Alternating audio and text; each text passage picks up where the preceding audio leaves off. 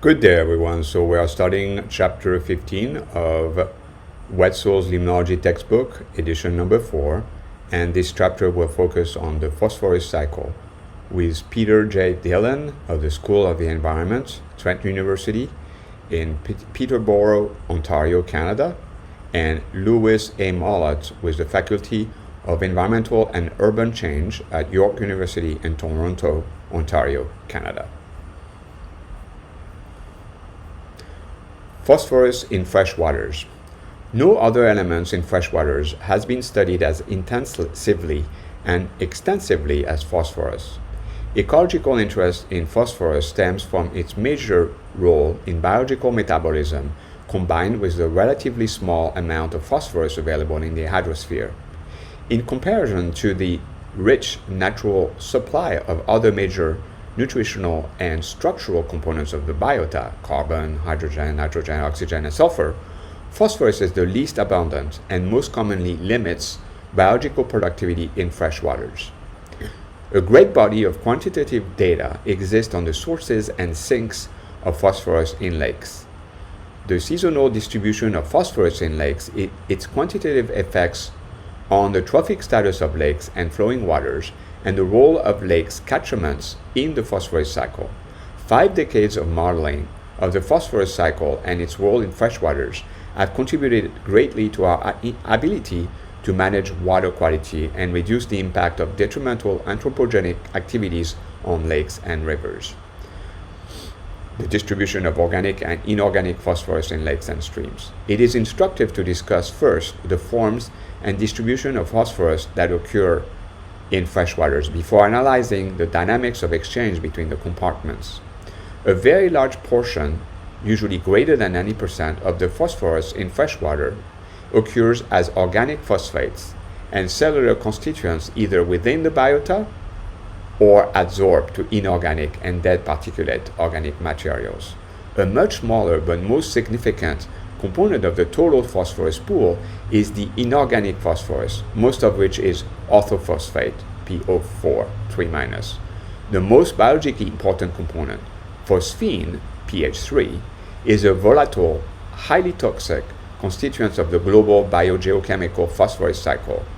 Generation of phosphine occurs by anaerobic enzymatic reduction of phosphate and has been found in anoxic sediments of freshwaters, wetlands of floodplains and rice fields and sewage treatment facilities. In very shallow areas of organic-rich sediments or saturated hydrosoils, phosphine can evade directly into the atmosphere. This could result in transport to other distant drainage basins and subsequent deposition in precipitation as phosphate. Because phosphine is highly reactive under oxic conditions, it has not been detected in most lakes or river waters. Within sediments, however, concentration of phosphines have been found in the nanomolar ranges between 0 and 25 nanomoles per liter. Total inorganic and organic phosphorus have been separated in various ways for chemical analysis in general. These fractions are operationally defined, meaning that their value depends to some extent on the methodology employed. Similarly, the distinction between dissolved and particulate fraction is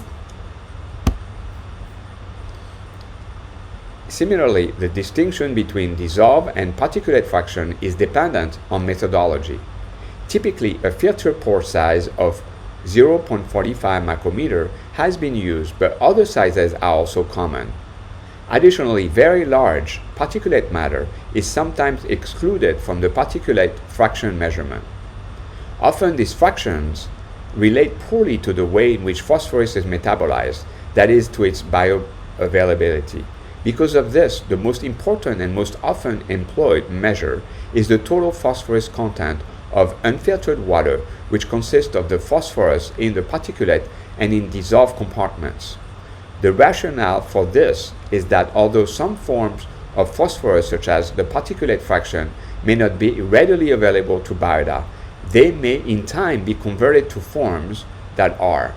Particulate phosphorus include phosphorus in organisms, as the relatively stable nucleic acid DNA and RNA, and phosphoproteins and phospholipids, which are not involved in rapid cycling of phosphorus. B. Low molecular weight esters of enzymes, vitamins, etc. C. Nucleotide phosphates such as adenosine diphosphate, ADP, adenosine 5-triphosphate, ATP, and nicotinamide, adenine dinucleotide phosphate, NADPH, used in biochemical pathways of respiration and CO2 assimilation. 2. Mineral phases of rock and soil, such as hydroxyapatite, in which phosphorus is absorbed into inorganic complexes such as clays, carbonates, and ferric hydroxides. And 3. Phosphorus adsorbed onto dead particulates, organic matter, or in microorganic aggregation. In contrast to the phosphorus of particulate matter, dissolved phosphorus is composed of 1. Orthophosphate, PO4 3-, 2. Polyphosphates, often originating from synthetic detergents, 3. Organic colloids, or phosphorus combined with adsorptive colloids, and 4. Low molecular weight phosphate esters. Because of the fundamental importance of phosphorus as a nutrient and major cellular constituents, much emphasis has been placed on its analytical evaluation. Chemical analysis of phosphorus center on the reactivity of orthophosphate with molybdate to form a blue complex that can be measured colorimetrically. Complex forms of phosphorus compound which are unreactive with molybdate can be converted to reactive orthophosphate by enzymatic and acidic hydrolysis. 4 operational categories result: A. Soluble reactive phosphorus, SRP. B. Soluble unreactive phosphorus, SUP. C. Particulate reactive phosphorus, PRP. And D. Particulate unreactive phosphorus, PUP. However, these operational methods do not necessarily correspond to either the chemical species of phosphorus or to their role in biotic cycling of phosphorus. Thus, SRP cannot be equated to orthophosphate, as the acidic hydrolysis of some phosphorus species may occur, leading to an SRP value greater than the true orthophosphate concentration. Most of the phosphorus data for freshwater refer to total phosphorus and inorganic soluble phosphorus, orthophosphate, although in more detailed studies, 4 general fractions have been identified. These 4 fractions are similar to the 4 operational groups already cited: A. Soluble phosphate phosphorus. B. Acid soluble suspended or cystonic phosphorus, mainly ferric phosphate and calcium phosphate. C. Organic soluble and colloidal phosphorus. And D. Organic suspended cystonic phosphorus. Total phosphorus concentration in non-polluted natural waters extend over a wide range from less than 1 microgram per liter to more than 200 milligrams per liter in some closed saline lakes, with phosphorus concentration of most uncontaminated surface waters falling between 5 and 50 micrograms of phosphorus per liter. Variation is high, however, and can be related to characteristics of regional geology.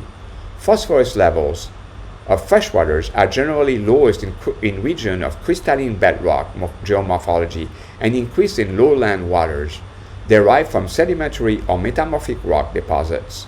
Lakes in catchments with volcanic soils are often particularly enriched in phosphorus.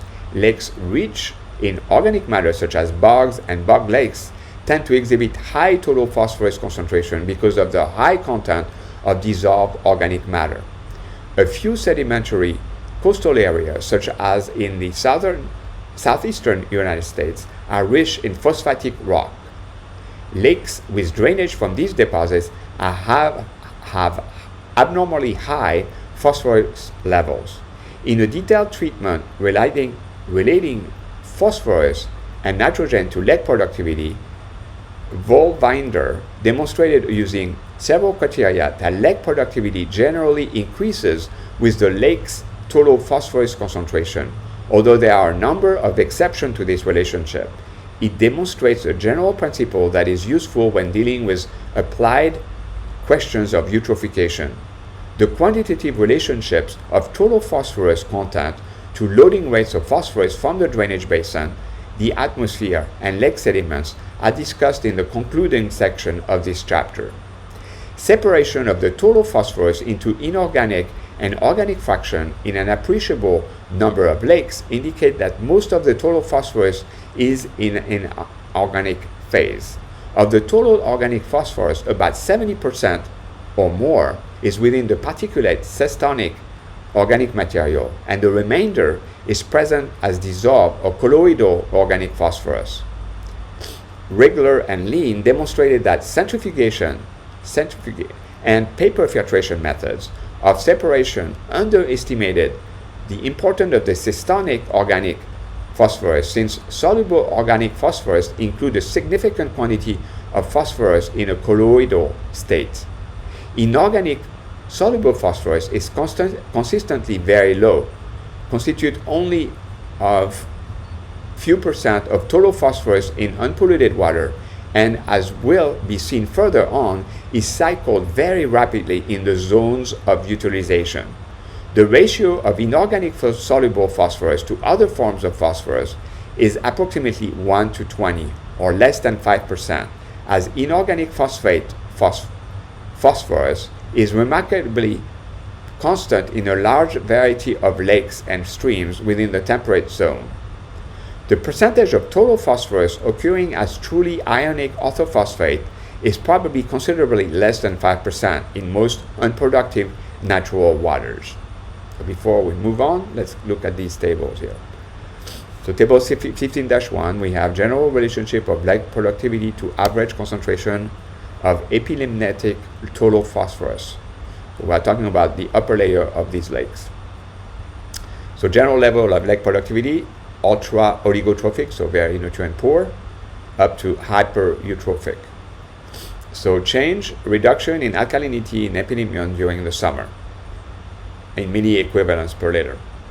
So less than 0.2, 0.6, between 0 and I'm not sure what that is, 0.6 and 1.0, question mark, and greater than 1.0. Total phosphorus, micrograms per liter, less than 5, between 5 and 10, between 10 and 30 in mesoeutrophic, between 30 and 100 in eutrophic, and greater than 100 micrograms per liter in hypereutrophic lakes. So less than 5 in nutrient-poor lakes, up to 500 to 100 in nutrient-rich lake. So, about like 20 times difference between the two here. Now, table 15-2, fractionation of total phosphorus in lakes analyzed using different techniques of separation.